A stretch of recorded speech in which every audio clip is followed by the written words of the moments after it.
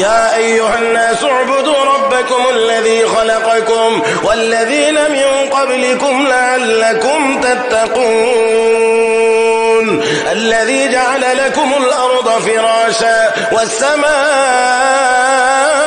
بناء وأنزل من السماء ماء فأخرج به من الثمرات رزقا لكم فلا تجعلوا لله أندادا وأنتم تعلمون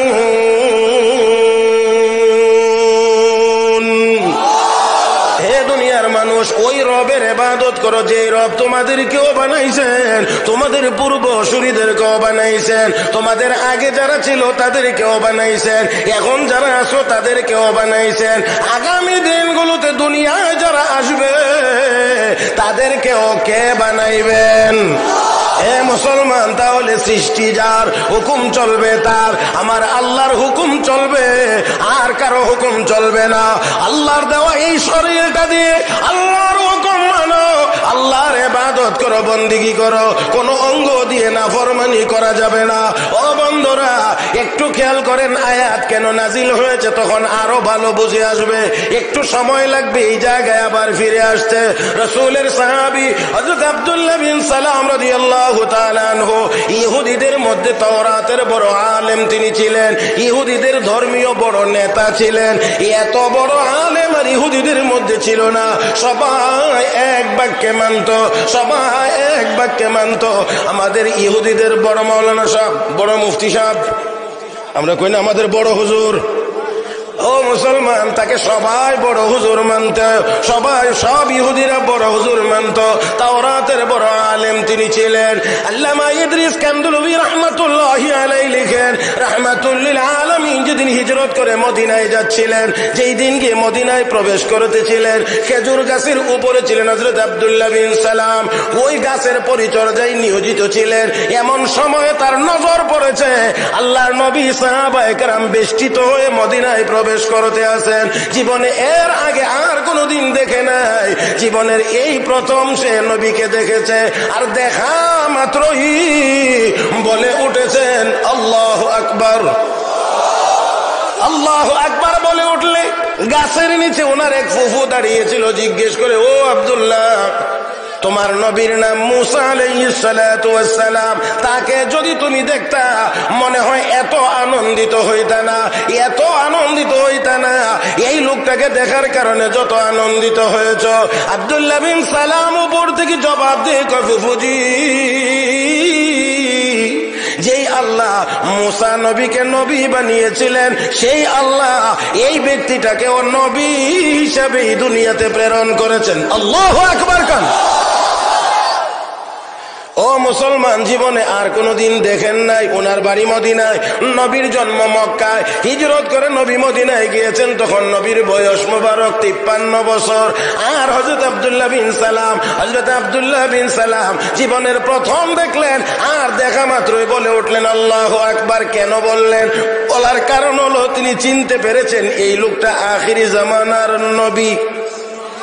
দেখেই চিনতে পেরেছেন আখিরি জামানার নবী, কারণ তাওরাতের ভিতরে আমার আপনার নবীর বিবরণ আছে। মাথা মুবারক কেমন হবে, চুল মুবারক কেমন হবে, কান মুবারক কেমন হবে, চক্ষু মুবারক কেমন হবে, সব অঙ্গ প্রত্যঙ্গের বিবরণ ছিল।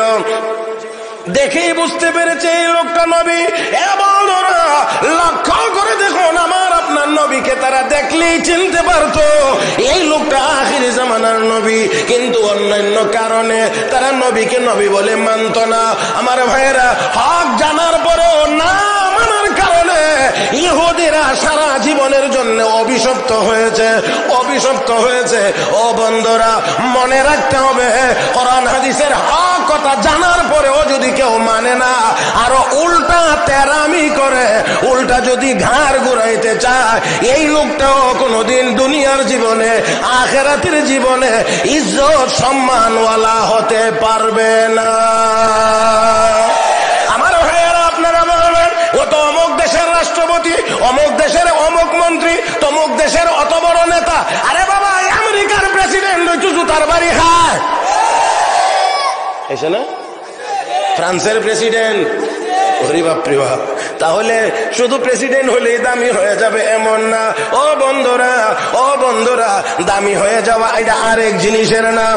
আমার বন্ধুরা শোন, হযরত আব্দুল্লাহ বিন সালাম রাদিয়াল্লাহু তাআলা আনহু দেখলেন, দেখার পরে মনে মনে চিন্তা করলেন তাওরাতের বিবরণের সাথে তো সব মিলে, চেহারা সুরত মিলে, এই লোকটা আখিরি জামানার নবী। তবে তার কাছে গিয়ে একটু একবার দেখি উনি উম্মতকে, মানুষকে, জাতিকে কি শিক্ষা দেন। ও ভাইরা, হযরত আব্দুল্লাহ বিন সালাম দেখার জন্য নবীর দরবারে গেলেন। যেই দিন সর্বপ্রথম গেলেন ওই দিন গিয়ে শুনেন আল্লাহর নবী তার উম্মতকে শিখাইতে আছেন। দেখেন কি শিখান। যেই দিন তিনি প্রথম গেলেন ওই দিন গিয়ে শুনেন নবী সাহাবীদেরকে শিখাইতে আছেন আফশুস সালাম, আতিমুত তাআম, সিলুল আরহাম, ওয়া সাল্লু বিল লাইলি ওয়ান নাসু নিয়াম, তাদখুলুনাল জান্নাতা বিসালাম। আমার উম্মত চার আমল করো। কয় আমল? সবাই বলেন কয় আমল? এক নাম্বার আফশুস সালাম, বেশি বেশি করে সালাম দাও। নিয়ত আসেনি? নিয়ত আসেনি? নিয়ত আসেনি? সবাই বলেন, সবাই বলেন, সবাই বলেন ইনশাআল্লাহ, ইনশাআল্লাহ। সালাম দেওয়ার নিয়ত আছে তো? আফসোস সালাম, নবী কো বেশি বেশি করে সালাম দাও। আমরা এখন অনেক একটু বয়স্ক হয়ে গেলে সালাম দিবার মন চায় না, খালি নিবার মন চায়। মুরব্বী না, বোঝা যায় মুরব্বীর সওয়াবের বস্তা বাঁধা লাইছে, আর সালাম সওয়াবের দরকার নাই, এজন্য সালামেরও দরকার নেই। আমার ভাইয়েরা, হ্যাঁ অবশ্যই যুবকেরা মুরব্বীদেরকে সালাম আগে দেওয়ার চেষ্টা করবে। তাই বলে মুরব্বী সালাম দিয়া লাইলে কোনো গুনাহ হবে না নাকি? সালাম যদি দিয়া দেন গুনাহ হবে না। ও বন্ধুরা, তাহলে আসুন আমার সাথে কথা বলবেন। কয় আমল? এক নাম্বার বেশি বেশি করে সালাম দাও, বেশি বেশি করে সালাম দাও। আজকের এই মাহফিল থেকে আমরা নিয়ত করে বাড়িতে যাই, এখন থেকে ইনশাআল্লাহ আমিও আগে আগে সালাম দেব, বেশি বেশি করে সালাম দেব ইনশাআল্লাহ। সবাই বলেন ইনশাআল্লাহ। নিয়ত আছে তো? নিয়ত আছে তো? আরে ভাই, ছোট বড় সবাই যদি আমরা বেশি বেশি করে সালাম দেই, লাভ আছে, লাভ আছে, লাভ আছে। আজকে ঘরের ভিতরে মিল নাই, এই ঘরের সাথে ওই ঘরের মানুষের মিল নাই, এই গোষ্ঠীর সাথে ওই গোষ্ঠীর মানুষের মিল নাই। আসুন বিশ্ব নবীর এক সুন্নতের উপরে আমরা আমল করি। সবাই যদি সালাম দিতে পারি, আমার বিশ্বাস নবীর সুন্নতের বরকতে এই দেশে, এই সমাজে, এই এলাকায় কোন রকমের দ্বন্দ্ব ফাসাদ থাকতে পারে না।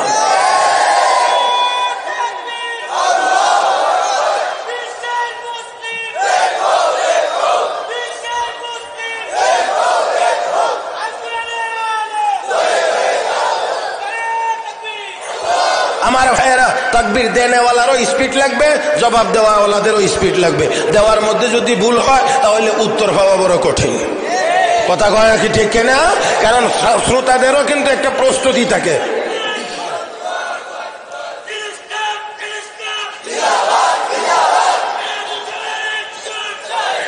রাখেন রাখেন রাখেন, জাগা বুঝে কূপ দিতে হইব। কথা কয় না রে, বুঝে না।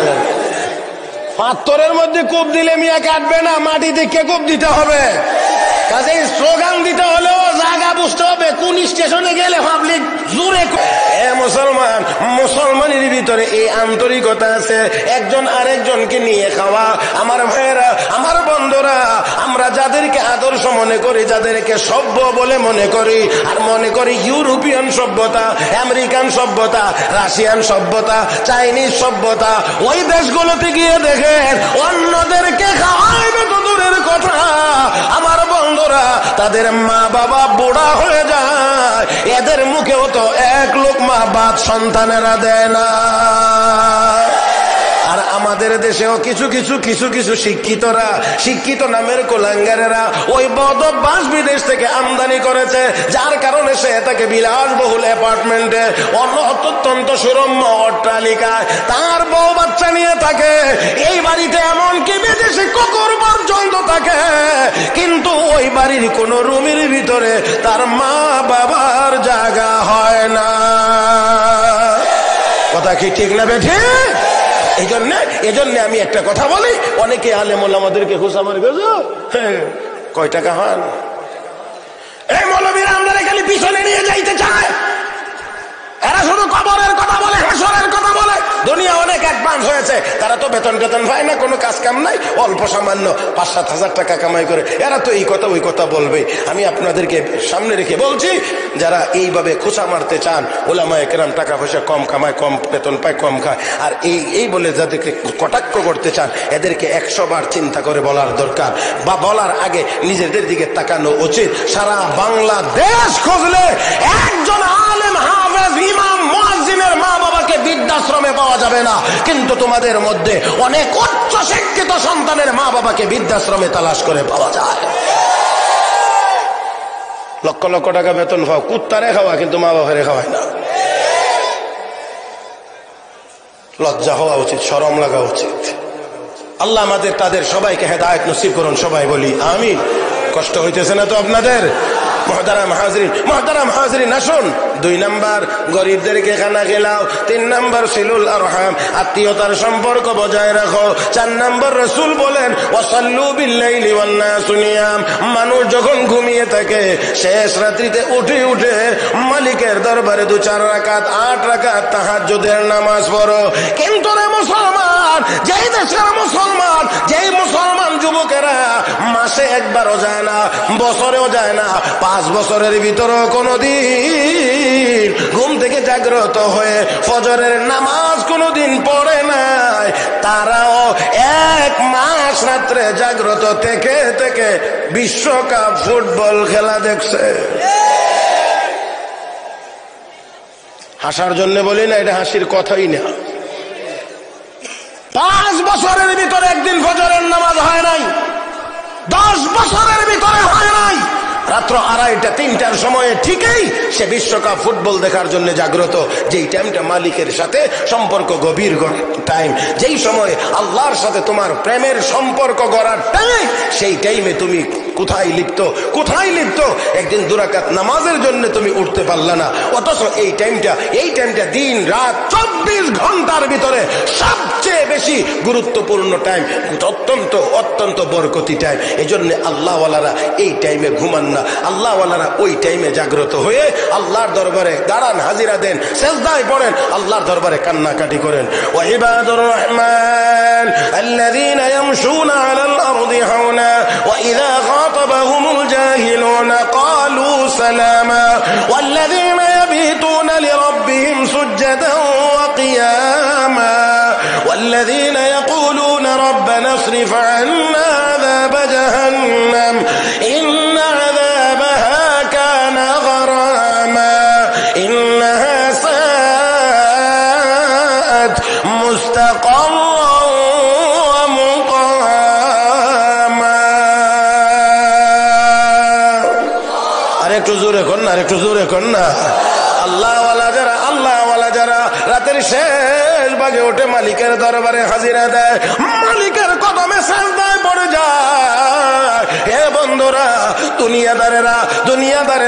দুনিয়াদারেরা হাজারো দামি বিল্ডিং, হাজারো উন্নত মানের ব্যবস্থাপনায় ঘুমায়া যত মজা না পায়, আল্লাহওয়ালারা ওই টাইমে তাহাজ্জুদের সেজদায় পড়ে এর চেয়ে কোটি কোটি গুণ বেশি মজা পায়। কথা আর একটু জোরে কোন, ঠিক কিনা?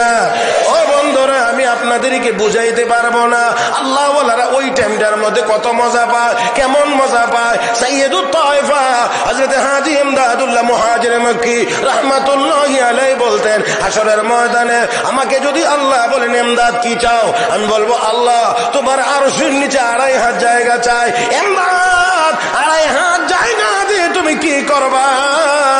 আমি বলবো আল্লাহ দুনিয়ার জীবনে তোমাকে না দেখে সেজদা দিয়েছিলাম, তোমাকে না দেখে সেজদা দিয়েছিলাম, আল্লাহ আরশের নিচে 2.5 হাত জায়গা দাও আর তোমার কদমটা দেখে দাও। আমি ইমদাদ তোমার কদম দেখে দেখে তোমার আরশের নিচে তোমাকে সেজদা দিতে চাই।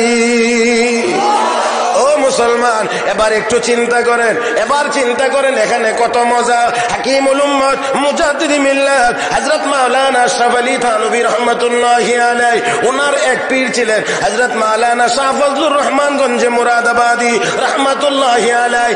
একদিন ওনাকে लक्ष्य करे बोलছেন मियां अशरफ अली जन्नत का मजा बरहक है और कौसर का मजा बरहक है मगर नमाज में जो मजा है किसी में नहीं है। अल्लाह अकबर कुन बुझे ना बुझे जोरे कुन अल्लाह अकबर। मौलाना अशरफ अली জান্নাতের মজাও সত্য কাউসারের মজাও সত্য তবে নামাজের ভিতরে যেই মজা আছে এই মজা জান্নাতেও নাই এই মজা কাউসারের পানির মধ্যে। কারণ জান্নাত আল্লাহর সৃষ্টি কাউসারও আল্লাহর সৃষ্টি আর নামাজের ভিতরে যা হয় এটা হয় সৃষ্টি আর স্রষ্টার সাথে। আমি বুঝাইতে পারি নাই মনে হয় আপনাদেরকে। এখানে উলামায়ে কেরাম আছেন জিজ্ঞেস করে দেখেন জান্নাতের ভিতরে হাজারো নাজ ও নিয়ামত পাওয়া যাবে হাজারো নাজ ও নিয়ামত নাজ ও নিয়ামতের অভাব নাই এরপরে আল্লাহ বলবেন ও বান্দা বান্দিরা আরো কোন নাজ ও নিয়ামত পাওয়ার কি বাকি আছে? সর্বশেষ তারা খোঁজাখুঁজি করে বলবেন আল্লাহ বাকি তো একটা আছে। বলে কি বাকি আছে?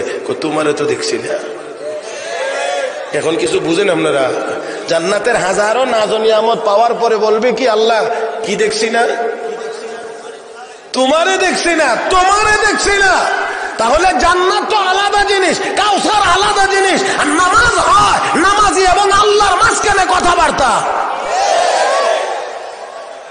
আল্লাহ রাব্বুল আলামিন বলবেন আল্লাহ তোমাকে তো দেখছি না তোমার একটু দেখবার মনে চায়। আল্লাহ একটা ফোকাস মারবেন ফোকাস ফোকাস বুঝেননি টর্চ লাইটের মতো সুইচটা দিলে ফোকাস মারবেন জান্নাতীরা বেহুশ জান্নাতীরা বেহুশ হয়ে যাবে বেহুশ। আল্লাহর নূর দুই প্রকার এক প্রকার নূরকে বলে জালালি আর এক প্রকার নূরকে বলে জামালি। সহজে বোঝার জন্য বলি আলো সূর্যের মধ্যেও আছে আলো চন্দ্রের মধ্যেও আছে দুইটার আলো কি এক? কথা কয় না দুইটার আলো কি এক? এ ভাই সূর্যেরটার মধ্যে পাওয়ার আছে সূর্যেরটার মধ্যে তাপ আছে সূর্যেরটার মধ্যে হিট আছে চন্দ্রেরটার মধ্যে সৌন্দর্য আছে। কথা ঠিক না? আল্লাহ নূর দুই প্রকার। আল্লাহ ওই জালালিটার ফুকাত যখন মারবেন তখন সব বেহুশ হুশ ফিরে পাইবে। হুশ ফিরে আসার পরে আল্লাহ এবার বলবেন ওই প্যান্ডেল আছে যাও যার যার সিটে গিয়ে বসো যার যার আসনে গিয়ে বসো যার যার আসনে গিয়ে বসো। বিশাল প্যান্ডেল থাকবে প্রত্যেকের জন্য আলাদা করে আসন থাকবে ওই আসনে গিয়ে সব জান্নাতীরা বসবে। আদম নবী থেকে শুরু করে আমাদের নবী পর্যন্ত যত নবী আছে সকল নবীর উম্মত জান্নাতি যারা সবাই ওই প্যান্ডেলে বসবে। এই বিশাল প্যান্ডেল বানানো থাকবে আর স্টেজ থাকবে ওই স্টেজের মধ্যে ১০০ লক্ষ আম্বিয়া একরাম থাকবেন। সুবহানাল্লাহ কালকে নাস্তার পরে বলবেন না এই বিশাল প্যান্ডেল বিশাল স্টেজ ১০০ লক্ষ আম্বিয়া একরাম। এখানে আসন থাকবে মাত্র দুইটা প্রধান অতিথির আসন সভাপতির আসন। প্রধান অতিথির আসনে বসবেন মুহাম্মদুর রাসূলুল্লাহ সাল্লাল্লাহু আলাইহি ওয়াসাল্লাম সভাপতির আসনে বসবেন স্বয়ং আল্লাহ রাব্বুল আলামিন। কেমন হবে ওই অনুষ্ঠানটা? কেমন হবে একটু কিছুক্ষণের জন্য একটু চিন্তা করেন। আল্লাহ সভাপতির আসনে প্রধান অতিথির আসনে মুহাম্মদুর রাসূলুল্লাহ বিশেষ অতিথি ১০০ লক্ষ আম্বিয়া একরাম সব মানুষ এখানে যা আছে সামনে তারা হলো সবাই জান্নাতি। জান্নাতে যার যার আমল যার যার স্ট্যাটাস অনুযায়ী তার জন্য আসন বানানো থাকবে যার যার আসনে বসবে। অনুষ্ঠানটা কেমন হবে? হাজার হাজার রহমতের ফেরেশতা চতুর্দিক দিয়ে দাঁড়িয়ে থাকবে। এখন দেখি না তখন দেখা যাবে। কথা বুঝেন নাই? তখন দেখা যাবে অনুষ্ঠানটা কেমন হবে। বাবারে বাবা যদি কোনো মন্ত্রীর অনুষ্ঠানে আমরা কেউ যাইতে পারি 15 দিন পর্যন্ত খালি অ্যাডমিট আছে কি সে মন্ত্রী সাহেব যাইছিল না আমিও। কথা বুঝেন না মনে হয় লাগে মানে আমিও ছিলাম। আর যেদিন আল্লাহ নিজে বসবেন সভাপতির আসনে প্রধান অতিথির আসনে বলবেন মুহাম্মদুর রাসূলুল্লাহ অনুষ্ঠানটা কেমন হবে? আমার বন্ধুরা অনুষ্ঠান শুরু হবে আল্লাহর হামদ ও সানা দিয়ে ইসরাফিল ফেরেশতার মাধ্যমে। বিশেষ অতিথি আসবেন দাউদ আলাইহিস সালাম। আল্লাহ বলবেন তেলাওয়াত করো কোরআন। হযরত দাউদ নবী তেলাওয়াত শুরু করবেন সূরা তাহা। তেলাওয়াত শেষ হলে আল্লাহ বলবেন হাবিব কোরআন আপনার উপরে নাযিল হয়েছে দাঁত আপনি ভেঙেছেন রক্ত আপনি দিয়েছেন আপনি আমার জান্নাতি বান্দা বান্দীদেরকে কোরআন তেলাওয়াত করে শোনান। না আরেকটু জোরে আরেকটু জোরে আরেকটু জোরে। কে তেলাওয়াত করে শোনাইবেন? প্রধান অতিথি আমার আপনার নবী। ও বন্ধুরা আমার আপনার নবী সূরা ইয়াসিন তেলাওয়াত করবেন। কেমন হবে রে মুসলমান? ওই দিনের তেলাওয়াত আর ওই দিনের ওই অনুষ্ঠান কেমন হবে। আল্লাহ তুমি আমাদেরকে ওই অনুষ্ঠানের প্যাসেঞ্জার হিসেবে কবুল করো। জোরে জোরে জোরে জোরে রাহমাতুল লিল আলামিন তেলাওয়াত শুরু করবেন। ইয়াসিন ওয়াল কুরআনিল হাকীম ইন্নাকা লামিনাল মুরসালিন আলা সিরাতিম মুস্তাকিম তানজিলাল আজিজির রহিম লিতুনযিরা কওমান মা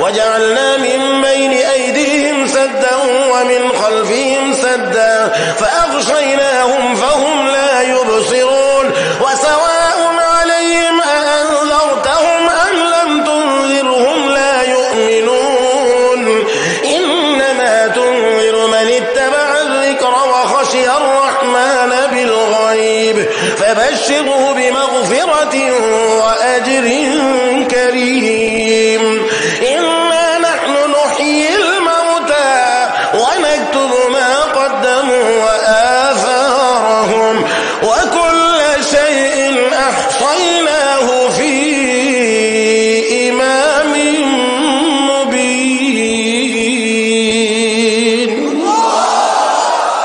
হে মুসলমান, আমি আমার আবেগে একটু তেলাওয়াত করলাম এক মুবিন পর্যন্ত।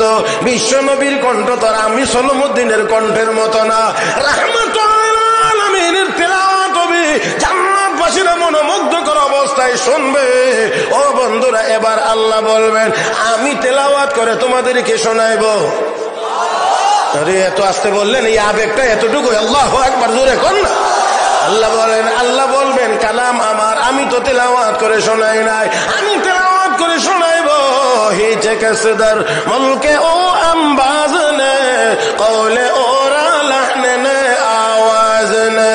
ও বন্ধুরা, আমার আল্লাহর আওয়াজ কেমন তার কোন নমুনা দেখানো সম্ভব? বলেন না সম্ভব। না না না, আমার আল্লাহ তেলাওয়াত করবেন, আল্লাহ নিজেকে দেখায়া বলবেন আনার রহমান।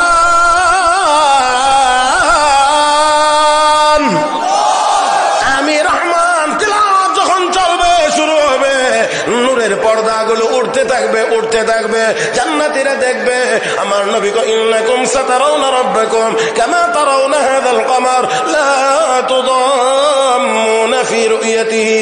আকাশের পূর্ণিমার চাঁদ দেখতে তোমাদের যেমন কোনো অসুবিধা হয় না, ওই দিন আল্লাহকেও দেখতে কোনো অসুবিধা হবে না। এক দেখার ভিতরে 50,000 বছর পার হয়ে যাবে। ও বন্ধুরা, জান্নাতীরা যখন আল্লাহর দিদার লাভে ধন্য হয়ে যাবে তখন শুধু বলবে, তখন শুধু তারা বলতে চাইবে এই কথা, হুরু গিলমান জিতনে নেমত হায় তো সবসে বরকর নেমত दीदार तो जन्नत दोज़ख से या रब क्या करो आरज़ू है मैं तुझे देखा करो। আল্লাহ জান্নাত জাহান্নাম দিয়ে কি হবে? আমি শুধু চাই তোমাকে দেখতে আল্লাহ, আমি শুধু চাই তোমাকে দেখতে আল্লাহ, আমি চাই শুধু তোমাকে শুধু দেখতে। ও বন্ধুরা, হযরত আব্দুল কাদের জিলানী রাহমাতুল্লাহি আলাইহি রাতের শেষ ভাগে নামাজ পড়ে পড়ে আল্লাহর দরবারে কাঁদতেন আর বলতেন, তু জান্নাত রা বনে কাদে ওয়া মান বাদরা বদুজ আখবার ওয়া বাস বাশদ মুরাজা তামান্নায়ে বিসালে। তো আল্লাহ তোমার নেককার বান্দা বান্দীদেরকে জান্নাত দিয়ে দিও, আমার মতো গুনাহগারকে তুমি দুজখে দিও। তবে রে মালিক, দুজখের এমন জায়গায় রেখে দিও যেখান থেকে মনটা চাইলেই যেন তুমি মালিক রে দেখতে পারি। আল্লাহ দুজখের এমন জায়গাতে রাখো যেখানে রাখলে তোমাকে দেখতে পারি। ও বন্ধুরা, যেখান থেকে আল্লাহরে দেখা যাবে এটা আর দুজখ থাকেনি। কথা বুঝেন নাই? এটা হলো মহব্বতের কথা আর কি, একটু ঘুরাইয়া পেশাইয়া বলা। আল্লাহ আমার দুজখেই দিও, আল্লাহ আমার দুজখেই দিও, আমার দুজখেই দিও, তবে তবে আমি যেন তোমারে দেখতে পারি। আমি জানি না আপনারা এতক্ষণে কদ্দুর বুঝছেন, আমি জানি না। ও বন্ধুরা, তাহলে জান্নাত আল্লাহর বানানো, কাউসার আল্লাহর বানানো, আর নামাজ হলো নামাজের ভিতরে বান্দা কথা বলে জান্নাতের সাথেও না, কাউসারের সাথেও না, নামাজের ভিতরে বান্দা কথা বলে সরাসরি আল্লাহর সাথে। এই জন্য হযরত মাওলানা শাহ ফজলুর রহমান গঞ্জে মুরাদাবাদী বলছেন, মিয়াঁ আশরাফ আলী, जन्नत का मजा बरहक है, कौसर का मजा बरहक है, मगर नमाज में जो मजा है किसी में। আমি অনেক দূর চলে গেছি, ঘড়ির কাঁটা কিন্তু আমাকে সিগন্যাল দেওয়া শুরু করতেছে। ও ভাইয়েরা আসেন, কয় আমল? আল্লাহ, কয়টা? 1 নাম্বার বেশি বেশি করে সালাম দাও, ইনশাআল্লাহ বলি। 2 নাম্বার দরিদ্রদেরকে খানা খিলাও, যার যার তৌফিক অনুযায়ী, ইনশাআল্লাহ। আত্মীয়তার সম্পর্ক জোড়া লাগাও, ছিন্ন করিও না। বড় লোক হয়ে গেছে এই জন্য কোনো গরিব মানুষ কাউকে পরিচয় দেয় না। এমনকি অনেক কুলাঙ্গার আছে, অফিসে বাবা গেলে গ্রাম থেকে গেছে, এই জন্য তার কলিগ, তার সাথীরা যদি জিজ্ঞাসা এই মুরব্বী লোকটাকে, আমরা বাড়ির কাজের লোক, কয়টা আমাদের বাড়ির কাজের লোক। তোর চেয়ে বড় পুরা কপাল্লা এই জগতে আর কেউ হতে পারে না, কেউ হতে পারে না। তোর বেশি টাকা পয়সা আর তোর ভালো উন্নত মানের খাবার আর কুকুরের মুখে গরুর গোশত খাওয়া, এর চাইতে একটুও কোনো ব্যবধান নাই।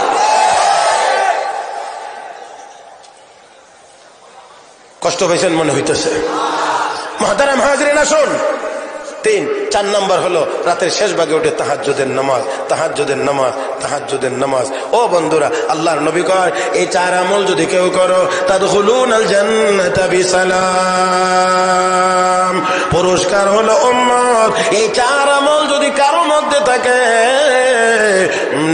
কোনো টেনশন নাই, নিরাপদে আল্লাহর জান্নাতের মেহমান হয়ে যাবে।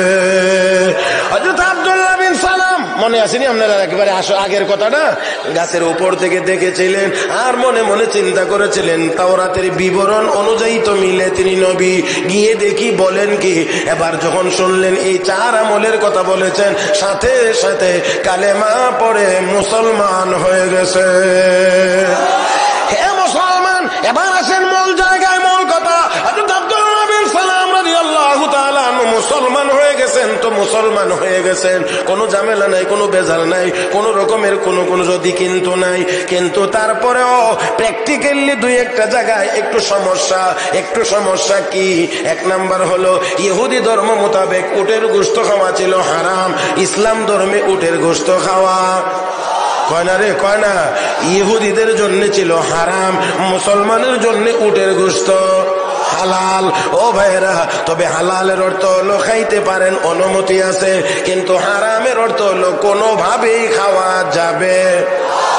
এখন লক্ষ্য করে দেখেন, ইসলামের বিধান মোতাবেক উটের গোশত খাওয়ার অনুমতি আছে, না খাওয়ারও সুযোগ আছে, কিন্তু ইহুদি ধর্ম মোতাবেক খাওয়ার কোনো সুযোগ হারাম। এখন উনি তো মুসলমান, এখন যদি উটের গোশত খাওয়া শুরু করে, আত্মীয় স্বজন যারা আছে সবাই বলবে রাক্ষস, উটের গোশত খাইবার লাগি কলিমা পড়ছে।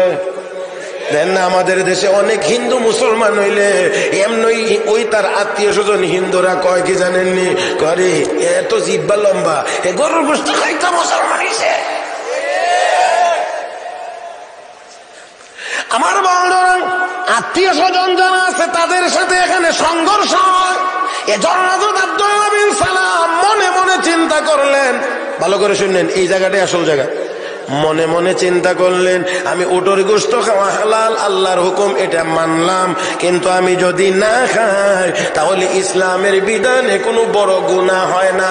বাকি না খাইলে তাদের মনটা একটু আমার প্রতি সহনশীল থাকবে, ঠক্কর হবে না। 1 2 নাম্বার হলো ইহুদিদের জন্য শনিবার দিন মাছ ধরা ছিল হারাম, মুসলমানের জন্য কোনো শনি রবি নাই। যখন মন চা ধরো, মনে না চাইলে না ধরো। হযরত আব্দুল্লাহ বিন সালাম চিন্তা করেন, ইসলামের বিধান মোতাবেক শনি রবির কোনো তাকিদ নাই, যখন মনে চায়, যখন দরকার তখনই মাছ ধরতে পারো। তাই আমি যদি শনিবারে না ধরি, শনিবারে ধরাও ইসলামে অনুমতি আছে, হালাল, আমি মানলাম, কিন্তু যদি না ধরি ইসলামের বিধান মোতাবেক বড় কোনো গুনাহ হয় না, ইহুদিদের ধর্মে তো এটা বড় অপরাধ হয়ে যায়। কাজে আমি না ধরলে তাদের সাথে আমার সম্পর্কটা একটু ভালো থাকবে। এতটুকু চিন্তা করে করে হযরত আব্দুল্লাহ বিন সালাম রাদিয়াল্লাহু তাআলা আনহু নবীজির কাছে গিয়ে বললেন, ইয়া রাসূলুল্লাহ, ইয়া হাবিবাল্লাহ, ওগো নবী, উটের গোশত হালাল জেনেও যদি না খাই, আর শনিবার দিন মাছ ধরা হালাল জেনেও যদি না ধরি, তাদের সাথে আমার সম্পর্কটা একটু ভালো থাকে, তাহলে কেমন হবে, কি হবে? হযরত আব্দুল্লাহ বিন সালাম যখন এই কথা বলেছেন, জবাব দিয়ে মহান আল্লাহ আমার তিলাওয়াতকৃত সূরাতুল বাকারার 208 নম্বর আয়াত নাজিল করেছেন। আল্লাহ রাব্বুল আলামিন বলেন, ইয়া আইয়ুহাল্লাযীনা আমানু দুখুলু ফিস-সিলমি কাফা, হে ঈমানদারেরা, ইসলামের ভিতরে পরিপূর্ণ রূপে প্রবেশ করো। এবার একটু ভালোভাবে খেয়াল করে আমার দিকে তাকান, আমার দিকে তাকান। আমি বলেছিলাম ইসলামের ভিতরে প্রবেশ করার 2 ব্যাখ্যা। 1 নম্বর ব্যাখ্যা হলো, বান্দারে যত অঙ্গ প্রত্যঙ্গ দিয়েছি সব অঙ্গ দিয়ে তুমি ইসলাম মানো। এবার আপনারা আওয়াজ করে বলুন, শুধু বাহিরের অঙ্গ দিয়ে না ভিতরের অঙ্গ দিয়েও? কথা কয় না, কথা কয় না, কথা কয় না। শুধু বাহিরের না ভিতরের? উপর দিয়ে দেখাইলেন আমি পাক্কা মুসলমান, ভিতরে ভিতরে ইসলামের বিরুদ্ধে ষড়যন্ত্র। এই নাইরা আছে, এরকম অনেক আছে। উপর দিয়ে দেখায় বড় লেভেলটা বড় ভালো, মুসলমানি লেভেল, মুসলমানি সুরত, ভিতরে ভিতরে কিন্তু গোড়া কাটে। তবে মনে রাখবা, ইসলামের বিরুদ্ধে যত গোপনে যারা যত ষড়যন্ত্র করেছে, একটাও গোপন থাকতে পারে না। আল্লাহ তাদেরকে জাতির সামনে, মুসলমানের সামনে প্রকাশ করে দিয়েছেন। আমি আপনাদেরকে উদাহরণ দিয়ে বোঝানোর মতো সময় হবে না, এই জন্য আমি খুব শর্ট করে আমি কথাটাকে স্টেশন পর্যন্ত নিয়ে যাইতে চাচ্ছি। ও বন্ধুরা, যত গভীরেই ইসলামের বিরুদ্ধে ষড়যন্ত্র হোক, কোরআনের বিরুদ্ধে ষড়যন্ত্র হোক, কারণ কোরআন আমার না, কোরআন মাওলানা জমিরউদ্দিন শাহ হুজুরের না, কোরআন কোন আলেমের না, কোরআন কার কালাম? আরে এত আস্তে বলেন, আর একটু জোরে কোন, জায়গা বুঝেননি? কোরআন কার কালাম? আল্লাহর কালামের বিরুদ্ধে যত গোপনে ষড়যন্ত্র করেন, আল্লাহ তো সবখানি দেখেননি না, দেখেন না? কয় না, কয় না, কয় না, দেখেননি না, দেখেন না? দেখেন কি দেখেন না? এক কথাই বুঝবেন, এক কথাই মাত্র। মুসা আলাইহিস সালাম কয়, আল্লাহ তোমার কুদরতের বিশেষ কোন নিদর্শন দেখায় দাও। আল্লাহ কয়, তোমার সামনে একটা পাথর আছে? বলে হ্যাঁ আছে। লাঠি দিয়ে বাড়ি দাও, লাঠি দিয়ে আঘাত করো। তিনি আঘাত করলেন, আঘাত করার সাথে সাথে পাথরটা 2 টুকরা হয়ে গেছে, ভিতর থেকে আরেকটা পাথর বেরিয়েছে। আল্লাহ কি করবো? দ্বিতীয়টা আবার আঘাত করো। দ্বিতীয়টাই আঘাত করছে, এটাও 2 টুকরা হয়েছে। 3 নম্বর আরেকটা পাথর বেরিয়ে এসেছে। 3 নম্বর পাথরে আল্লাহ বলেন, মোসা আঘাত করো। আঘাত করছে, 2 টুকরা হয়ে গেছে। 2 টুকরা হয়ে গেলে এটার ভিতর থেকে একটা জিন্দা পোকা বা কীরা, আপনারা যেমনি বুঝেন আর কি, একটা জীবিত কীরা বের হয়ে মোসা নবীর সাথে কথা বলতে শুরু করেছে। কি কথা বলছে একটু শোনাইব আপনাদেরকে, না কষ্ট হয়ে যাইতেছে? সুবহানা মান ইয়ারানি ওয়া ইয়ারিফু মাকানি ওয়া ইয়ারযুকুনি ওয়া লা ইয়ানসানি। পয়গম্বর মুসা, ওই আল্লাহ পবিত্র, যেই আল্লাহ এই 3 পাথরের ভিতরেও আমাকে দেখেন। প্রথম কথাটাই কি? সুবহানা মান ইয়ারানি, ওই আল্লাহ পবিত্র, যে আল্লাহ 3 পাথরের ভিতরে আমাকে দেখেন। ওয়া ইয়ারিফু মাকানি, আমি কোন জায়গায় আছি আমার আল্লাহ আমার বাড়িটাও চিনেন।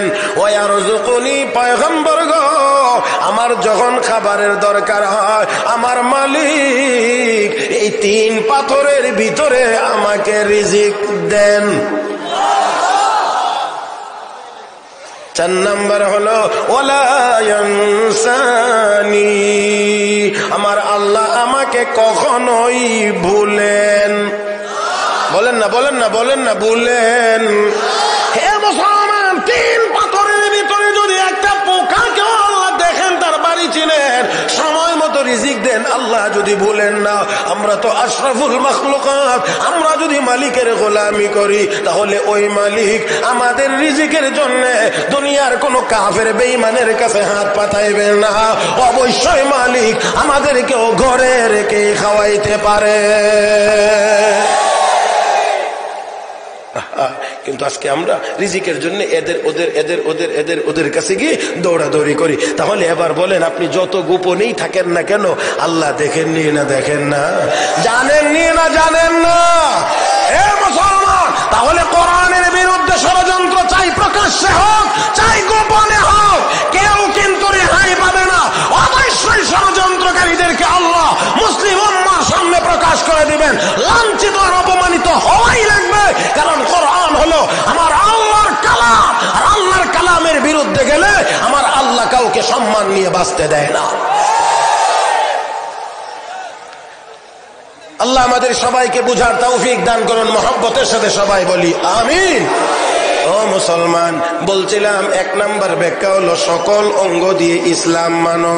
2 নাম্বার ব্যাখ্যা হলো আল্লামা মুফতি শফি রাহমাতুল্লাহি আলাইহি বলেন, ইসলামের ভিতরে পরিপূর্ণরূপে প্রবেশ করো। এর অর্থ হলো, ও বান্দা বান্দি, আমার যত হুকুম আহকাম আছে সবগুলো মানো।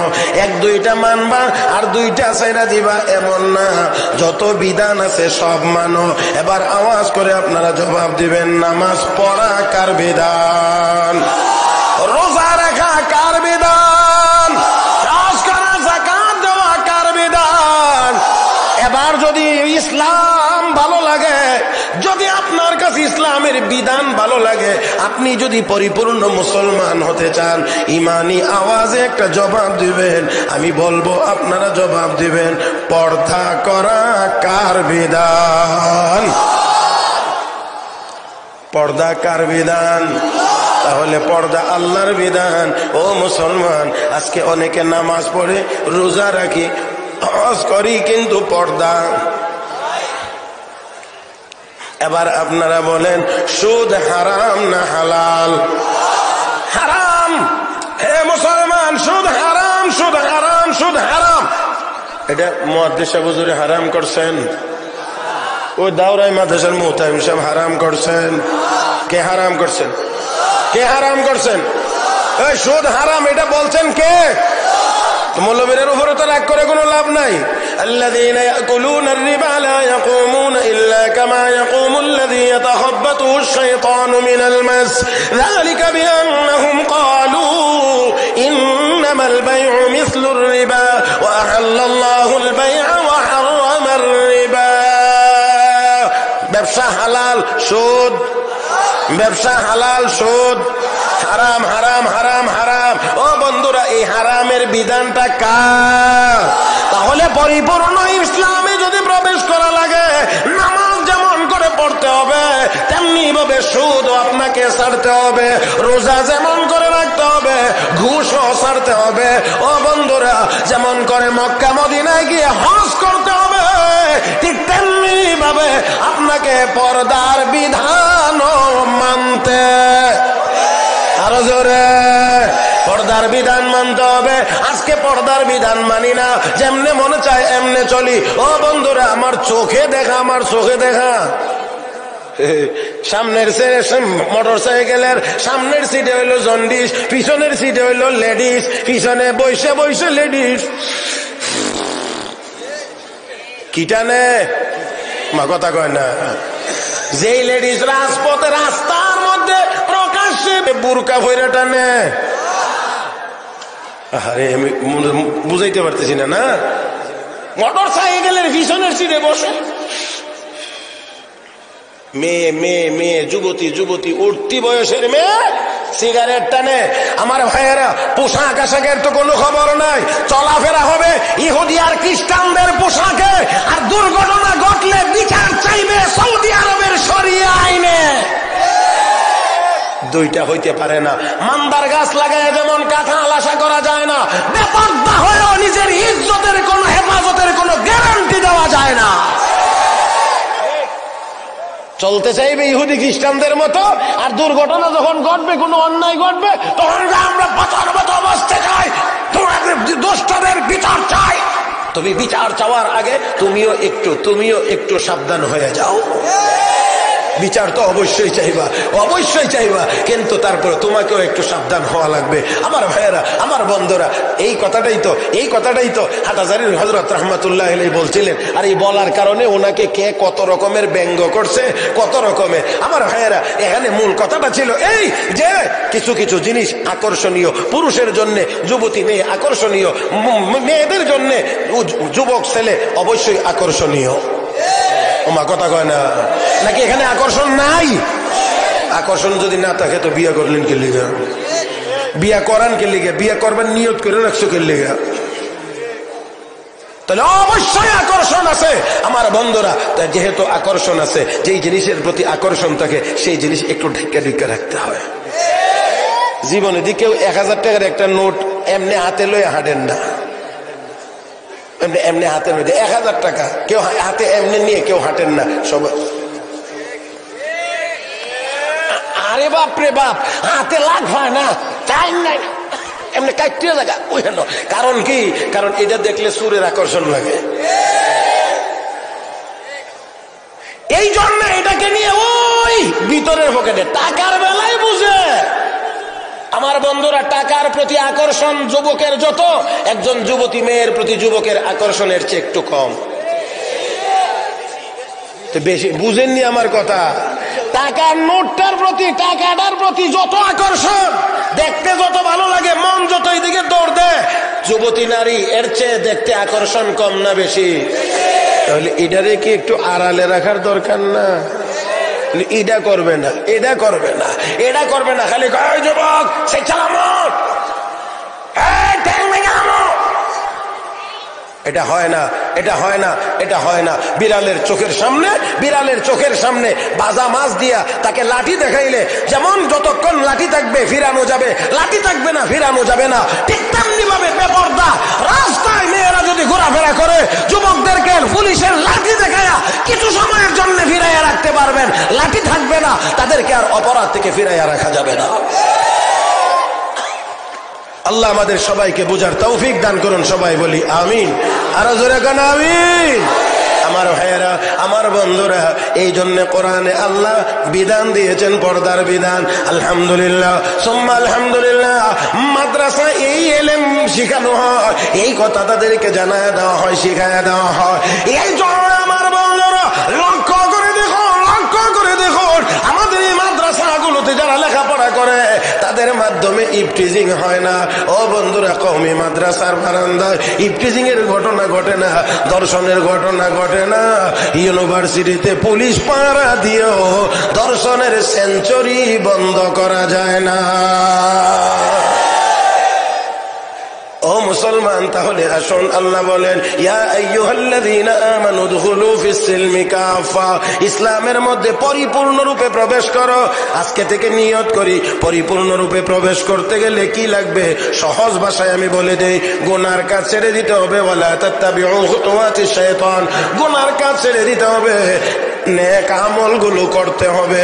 রাজি আছেন ইনশাআল্লাহ? হাত তোলেন, হাত তোলেন, হাত তোলেন, হাত তোলেন। নারে তাকবীর। আল্লাহ তুমি কবুল করো, মঞ্জুর করো, সবাই বলি আমিন। গুনার কাজ করা যাবে, গুনার কাজ করা যাবে, নেক আমল ছেড়ে দেওয়া যাবে না, 5 ওয়াক্ত নামাজ ছেড়ে দেওয়া যাবে না, রমজান মাসের রোজা ছেড়ে দেওয়া যাবে না, ধনী হলে হজ ছেড়ে দেওয়া যাবে না, যাকাত ছেড়ে দেওয়া যাবে না, পর্দা বাদ দেওয়া যাবে না, সুদ খাওয়া যাবে না, ঘুষ খাওয়া যাবে না, হারাম কাজে লিপ্ত হওয়া যাবে না। ও বন্ধুরা, সব হারাম কাজ ছেড়ে দিয়ে দেই। তাহলে একটু খেয়াল করেন, কিছুক্ষণের জন্য চুরি করবে না, ডাকাতি করবে না, দুর্নীতিবাজে দুর্নীতি করবে না, সুদ করে সুদ খাবে না, ঘুষ করে ঘুষ খাবে না। তাহলে তো কোনো অন্যায় থাকে? আল্লাহ তাহলে কোরআন হাদিস যেগুলোকে বলছে শয়তানের পথ, লা তাত্তাবিউ খুতুওয়াতিশ শাইতান, শয়তানের পদাঙ্ক অনুসরণ করিও না, কারণ এরা তোমাদের শত্রু। কিন্তু আজকে আমরা শয়তানের পথেই বেশি চলতেছি আর চাইতেছি শান্তি, নিরাপত্তা, উন্নতি, প্রগতি। আহা, আল্লাহর বিধান অমান্য করে অনেক কিছুই চাওয়া যাবে, পাওয়া যাবে। তাই আসুন, আল্লাহ রাব্বুল আলামিন বলছেন ইসলামে পরিপূর্ণ রূপে প্রবেশ করো। আমরাও ইসলামে পরিপূর্ণ রূপে প্রবেশ করব। বন্ধুরা, ইসলামের ভিতরে পরিপূর্ণ রূপে প্রবেশ করতে হলে হারামগুলো ছাড়তে হবে, আর হালাল গুলো ধরতে হবে, কোনটা হালাল কোনটা হারাম এটা অবশ্যই আমাদেরকে জানতে হবে। আর এই জানার নাম হলো এলেম। আর এই এলেম যদি দরকার হয় তাহলে লাগবে অবশ্যই মাদ্রাসা। জোরে কোন ঠিক কিনা? আমার ভাইয়েরা, আল্লাহর হস্তে অনুরোধ করে বলছে, একেবারে আল্লাহর হস্তে দয়া করে কেউ এখন উঠার চেষ্টা করবেন না। এখন যদি কেউ উঠতে চান তাহলে সোজা সাপটা উত্তর হলো মাদ্রাসার মহব্বতের মধ্যে ঘাটতি আছে। দয়া করে কেউ উঠবেন না। যদি উঠেন, আপনার উঠার দ্বারা যদি আরেকজন দেখা দেখি উঠে, মাজলিস যদি ভাঙ্গে, আমার মনে হয় আল্লাহর দরবারে আপনাকে জবাব দিতে হবে। মুহতারাম হাজরিন, বর্তমান আমাদের যেই সময় হযরত মুফতি আমিনী রহমতুল্লাহি আলাইহি বলতেন, এই মাদ্রাসাগুলো হলো ক্যান্টনমেন্ট। ক্যান্টনমেন্টে সেনাবাহিনী থাকে। আমার বন্ধুরা, কেন সেনাবাহিনী থাকে? যাতে বাহিরের কোন শত্রু দেশের উপরে হামলা করতে চাইলে তারা যেন চিন্তা করে হামলা করে, আর হামলা যদি করেই বসে আমাদের সশস্ত্র বাহিনী যেন তাদের দাঁত ভাঙ্গা জবাব দিতে পারে। আমার ভাইয়েরা, সেনাবাহিনীর কাজ হলো বহির শত্রুর হামলা থেকে দেশকে রক্ষা করা। কওমি মাদ্রাসাগুলোর কাজই হলো সব বাতিলের কাছ থেকে যত কথা আসবে সব কথা খণ্ডন করে এই দেশের মানুষের ঈমানকে হেফাজত করা। কওমি মাদ্রাসার উদ্দেশ্যই হলো সকল বাতিলের হাত থেকে ইসলাম মুসলমানদের ঈমান ও আমলকে হেফাজত করা। আল্লাহর ফজল ও করমে আমি বুকে হাত দিয়ে সাহস করে বলতে পারি, একমাত্র কওমি মাদ্রাসা যা সৃষ্টির সূচনা লগ্ন থেকে আজ পর্যন্ত সারা পৃথিবীতে সব বাতিলের মোকাবেলা করা যাচ্ছে, দেওবন্দি উলামায়ে কেরাম। নিঃসন্দেহে আমাদের দেশে, আমি প্রায়ই বলি, আমাদের দেশে আশিকে রাসূলের অভাব নাই। 12 রবিউল আউয়াল আসলে জিলাপি খাওয়ার জন্য লোকের অভাব হয় না। কিন্তু নবীর বিরুদ্ধে যখন কুৎসা ঘটনা হয়, শাপলা চত্বরে যাওয়ার জন্য কওমি মাদ্রাসার আলেম ওলামা ছাড়া কাউকে পাওয়া যায় না। সেই জন্য এই মাদ্রাসাগুলো টিকায় রাখার দরকার। বন্ধুরা, বিশাল বাজেট আপনারা শুনেছেন। মাদ্রাসার আয় 92 লাখ, খরচ 95 লাখ। মাশাআল্লাহ, আমি শুনে বড় খুশি হয়েছি। এখানে সরকারি টাকা কত আছে?